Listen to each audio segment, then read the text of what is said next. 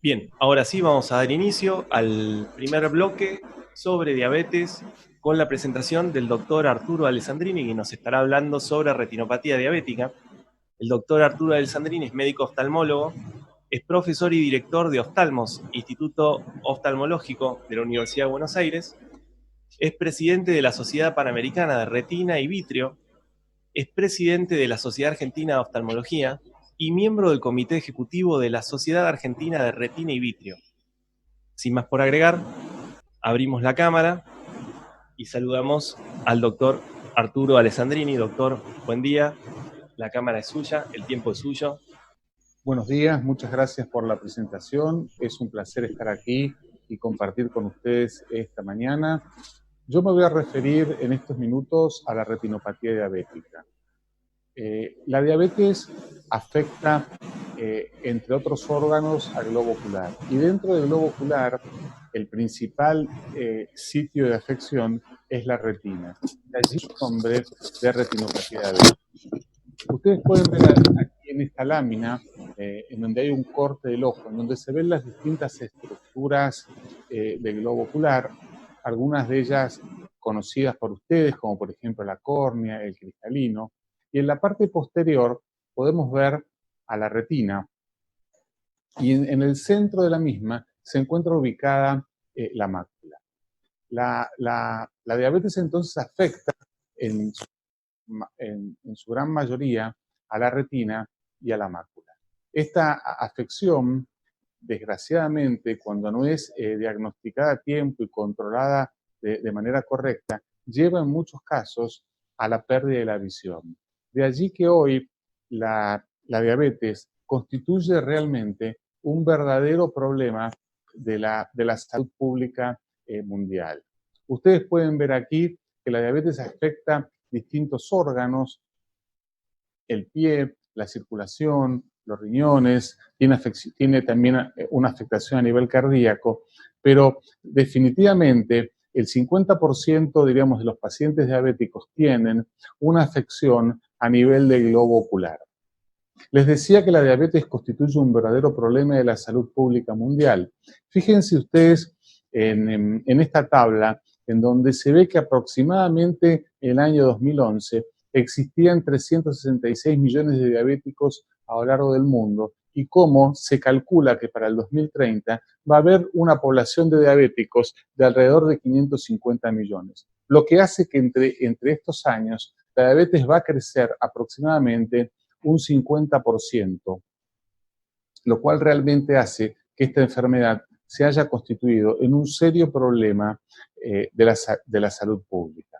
Otro dato también significativo es que ustedes pueden ver aquí en la tabla que en aquellos países que están más desarrollados es donde la diabetes menos va a crecer. En cambio, en aquellos países que subdesarrollados o en vías de desarrollo es donde la diabetes realmente tiene mayor impacto y en donde se va a ver con mucha mayor proporción su crecimiento. Desgraciadamente nuestro país está dentro de estos países.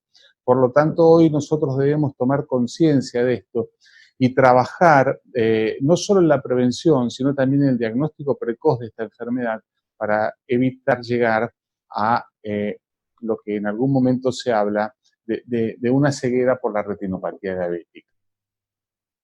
¿Y cómo podemos nosotros trabajar para evitar que llegar a estos estadios finales? Bueno, haciendo un diagnóstico correcto y controlando a los pacientes digamos, de la manera más adecuada para poder ir, digamos, ganándole terreno a la enfermedad y evitar que la enfermedad progrese. Sabemos hoy que un paciente diabético puede tener una ausencia de retinopatía, lo cual significa que no va a tener manifestación de la diabetes a nivel de su retina, y estos serían, diríamos, los casos más beneficiosos para nuestros pacientes.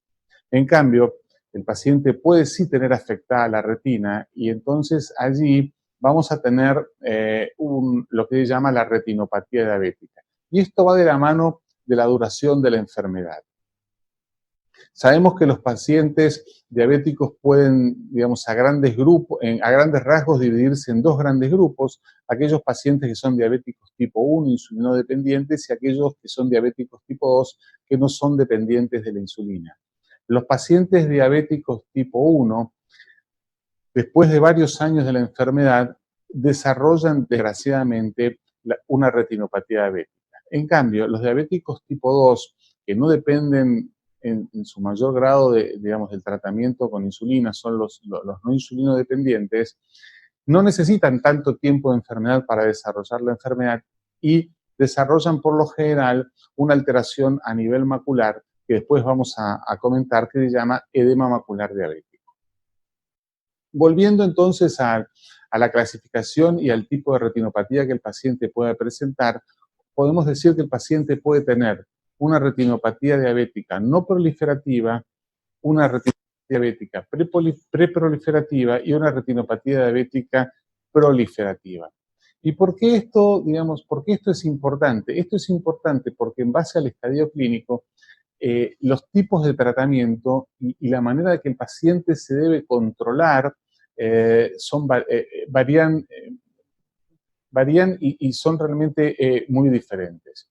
En las primeras etapas de la enfermedad, donde tenemos una retinopatía diabética, diríamos, inicial o no proliferativa, el paciente, cuando se le hace el fondo de ojo, que es uno de los métodos para hacer el diagnóstico de esta enfermedad, va a tener algunas alteraciones a nivel de la retina, como microaneurismas, microhemorragias, algunos exudados, y esto, digamos, a los médicos clínicos, que son por lo general los que inicialmente diagnostican estas formas, les tiene que generar una alerta y deben enviar al paciente al oftalmólogo para que el oftalmólogo pueda evaluarlos, digamos, con mayor profundidad y poder ir controlando la evolución de la enfermedad.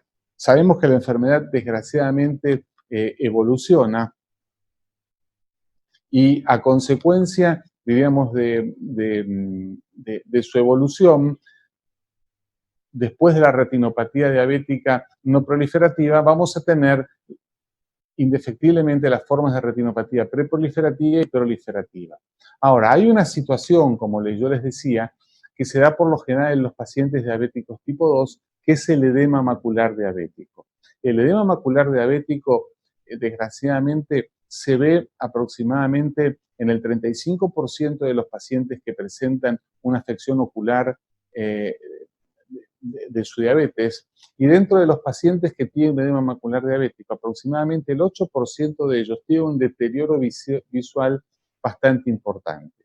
Este edema macular diabético tiene varias formas clínicas de presentación y también es importante diagnosticarlas, porque en base a la forma clínica de presentación va a estar destinado el tratamiento que nosotros le vamos a indicar a nuestros pacientes. Y ya vamos a ir un poco más en extenso a lo largo de la charla. Si la enfermedad continúa del estadio no proliferativo, va a pasar a un estadio preproliferativo para terminar en un estadio de tipo proliferativo. Entonces, a nivel del fondo de ojo van a ir apareciendo otras alteraciones, las hemorragias cada vez se van a hacer mayor, va a tener, digamos, exudados, va a tener un mayor compromiso a nivel retinal, lo cual se va a traducir también con un deterioro visual, para llegar a los estadios finales de la retinopatía diabética, que son los conocidos como estadios proliferativos, en donde aquí realmente a veces y desgraciadamente poco podemos hacer nosotros como oftalmólogos, porque el deterioro anatómico y funcional del ojo es tan avanzado y tan importante que no podemos frenar la evolución de la enfermedad, en donde tenemos realmente a nivel de la retina una isquemia muy importante. Esta isquemia lleva, digamos, y se asocia a una disminución de los niveles de oxígeno a nivel de la retina, y esta disminución de los niveles de oxígeno a nivel de la retina lleva a que se liberen una serie de factores que se llaman factores de proliferación vascular, y estos factores de proliferación vascular son realmente muy dañinos y muy nocivos para el globo ocular, produciendo un montón de alteraciones como desprendimientos de retina traccionales, edema macular diabético y hasta glaucoma neovascular. Lo importante es no llegar a estos estadios, para lo cual nosotros siempre a los oftalmólogos les recomendamos a los diabetólogos que nos envíen al paciente para que nosotros lo podamos controlar y podamos ir siguiendo la evolución natural de la enfermedad. No nos olvidemos que el enfoque de un paciente diabético debe ser un enfoque de tipo multidisciplinario. Para evitar llegar a estas situaciones en donde realmente el paciente que desarrolla un desprendimiento de retina traccional, por más que hoy con las nuevas técnicas de cirugía los podamos operar, desgraciadamente desde el punto de vista funcional, muchas veces estos pacientes pierden su capacidad visual. Les decía que el enfoque, diríamos, del paciente diabético tiene que ser un enfoque de tipo multidisciplinario. Y nosotros, como oftalmólogos, también tenemos que tener en mente que existe una serie de factores de riesgo que favorecen el desarrollo de la enfermedad. Y le tenemos que transmitir al paciente que el aumento de la hemoglobina glicosilada, el aumento, diríamos, de los triglicéridos, de los lípidos, en aquellos pacientes que realmente son fumadores o que son obesos, tienen una mayor posibilidad de desarrollo y progresión de la enfermedad.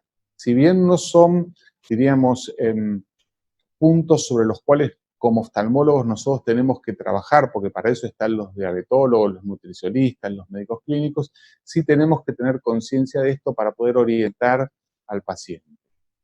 Ahora bien, una vez que nosotros tenemos un paciente diabético y sabemos que tiene una retinopatía diabética, lo debemos controlar. Y existen varios estudios para poder controlar a los pacientes, y estos son el fondo de ojo, para lo cual es importante dilatar al paciente, la famosa retinofluoresceínografía, que actualmente se la llama angiografía digital, y la tomografía de coherencia óptica, que se la conoce dentro digamos, del ambiente médico como OCT. Estos estudios nos permiten entonces hacer una correcta y prolija evaluación del fondo de ojo de nuestros pacientes. Ahora, ¿cada cuánto se debe controlar un paciente? Bueno, esto es muy variable y depende también de la cantidad de años en la cual el paciente es diabético. Si un paciente diabético insulino dependiente que se le diagnostica inicialmente la enfermedad, no tiene necesidad de venir a controlarse todos los meses al oftalmólogo.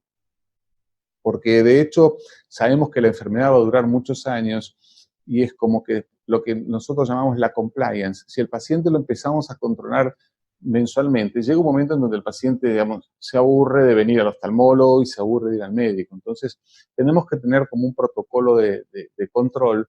Y inicialmente nosotros decimos que un paciente diabético tipo 1, con que se controle anualmente y siempre y cuando no se observen signos de la enfermedad, es suficiente. En cambio, un paciente diabético tipo 2 se debe controlar en forma más periódica, porque sabemos que aquí no se necesitan muchos años de la enfermedad para que se desarrolle el edema macular. Podemos ver aquí en la lámina los 3 estudios principales para poder diagnosticar esta enfermedad.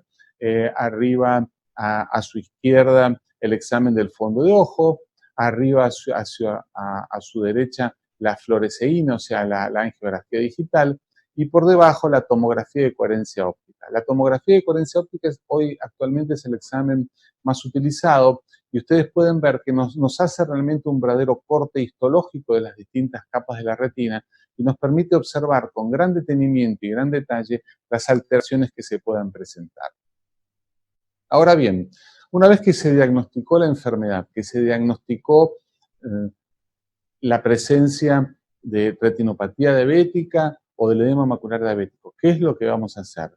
Afortunadamente hoy disponemos de numerosas opciones de tratamiento para poder controlar la enfermedad. Y los tratamientos los podemos dividir en 3 grandes grupos: los tratamientos farmacológicos, los tratamientos con rayo láser y por último los tratamientos quirúrgicos.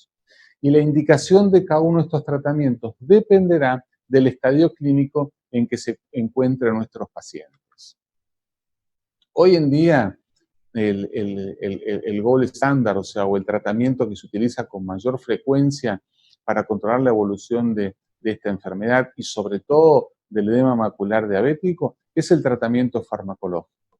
Existen numerosas drogas que nos permiten controlar la evolución de la enfermedad y la efectividad de estas drogas ha sido probada por numerosos estudios clínicos multicéntricos que se han realizado a nivel mundial. Nosotros aquí en la Argentina tenemos la suerte y la posibilidad de poder participar muchas veces de estos estudios a través de nuestro site de investigación, y allí podemos ver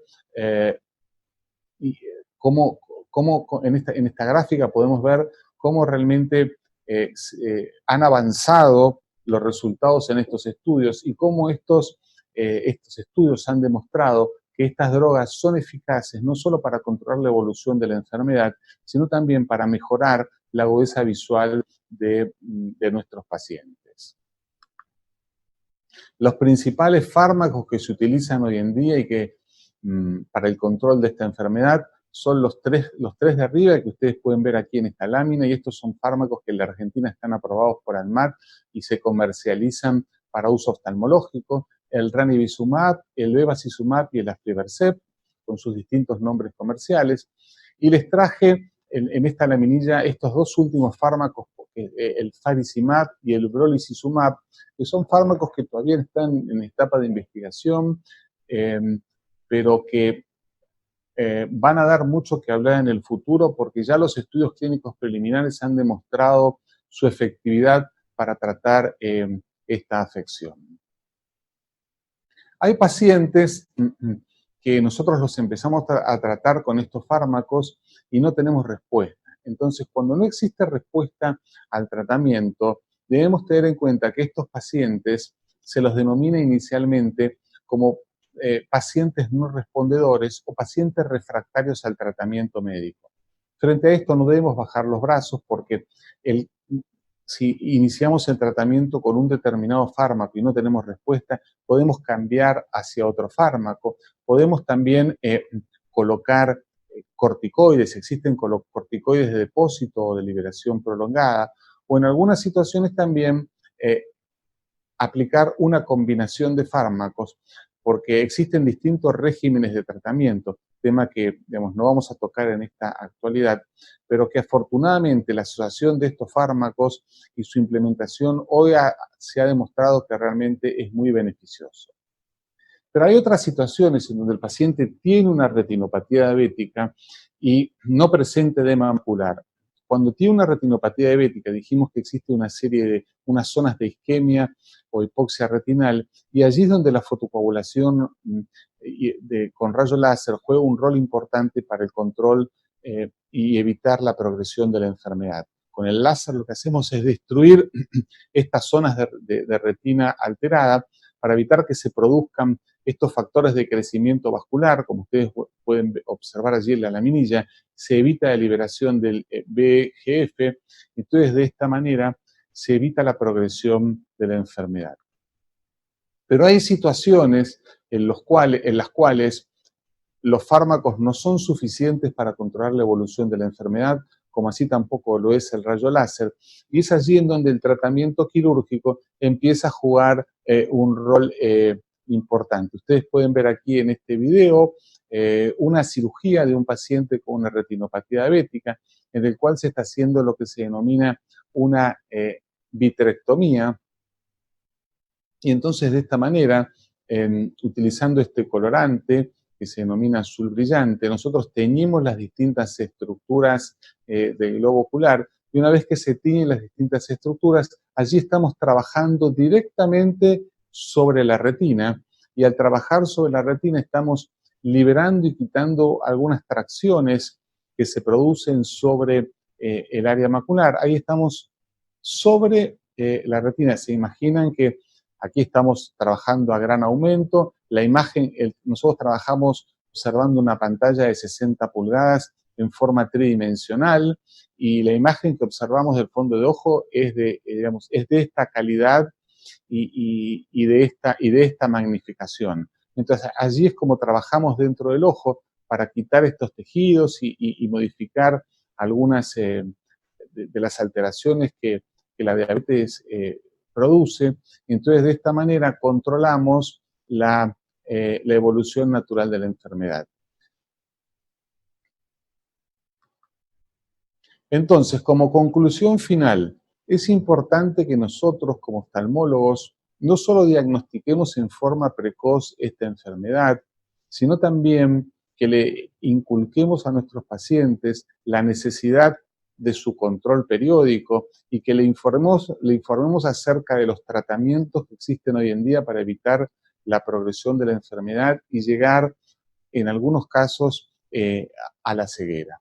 Por otro lado, también es importante que nosotros le demostremos y le transmitamos al paciente que el enfoque del paciente diabético debe ser multidisciplinario, que debe controlar todos los factores de riesgo. Entonces, de esta manera vamos a trabajar sobre lo que se denomina el impacto en la calidad de vida para darle una mejor visión a nuestros pacientes. Muchas gracias. Muy bien, muchas gracias, doctor Alessandrini. Entonces, vamos a pasar a un espacio de 10 minutos de preguntas que las estaremos recibiendo vía chat. Aquellas preguntas que queden fuera de este bloque las pueden remitir a stambuliantalks@stambulian.com.ar y serán contestadas a la brevedad. Dejamos de compartir la presentación, así lo vemos en pantalla completa al doctor Alessandrini. Bien, ya nos llegaron las primeras preguntas y la primera sería la siguiente. ¿Puede haber complicaciones por enfermedades concomitantes? ¿Y qué pasa con las interacciones medicamentosas en el caso de los tratamientos farmacológicos? Bueno, en realidad no sé a qué se refiere con complicaciones a nivel de, digamos, de enfermedades concomitantes. Lo que sí le puedo decir con respecto a los tratamientos farmacológicos, las dosis de las drogas que nosotros utilizamos realmente son muy bajas y la inyección de la droga a nivel intraocular hace que prácticamente entre el 90 y el 95% de la droga se absorba a nivel ocular, por lo cual estas drogas tienen muy baja incidencia de complicaciones a nivel sistémico. Para que ustedes se den una idea, el bevacizumab se lo utiliza en oncología para el tratamiento de las metástasis de cáncer de colon y se comercializa en dosis de 100 y 400 miligramos. A nivel ocular, nosotros inyectamos 1.25 miligramos. Entonces, las dosis que inyectamos a nivel, digamos, de la cavidad vítrea son ínfimas y estas no tienen ninguna interacción medicamentosa y ninguna complicación a nivel sistémico. Muy bien. ¿La diabetes tipo 1 necesita controles más frecuentes? La diabetes tipo 1 necesita controles inicialmente cada 6 meses y luego, a medida que se va desarrollando la enfermedad, sí los controles tienen que ser más frecuentes si el paciente desarrolla una retinopatía diabética. En aquellos casos en donde todavía el paciente no tiene afección de su retina, no es necesario que se esté controlando, digamos, cada 2 meses. Aunque se controle una vez al año, digamos, es más que suficiente. Ahora bien, cuando el paciente ya tiene afectada su retina, en el caso de la diabetes tipo 1, que tiene una retinopatía diabética, o en el caso tipo 2, en donde tiene un edema macular diabético, sí los controles tienen que ser más frecuentes porque, desgraciadamente, la enfermedad evoluciona a pasos agigantados dentro del globo ocular.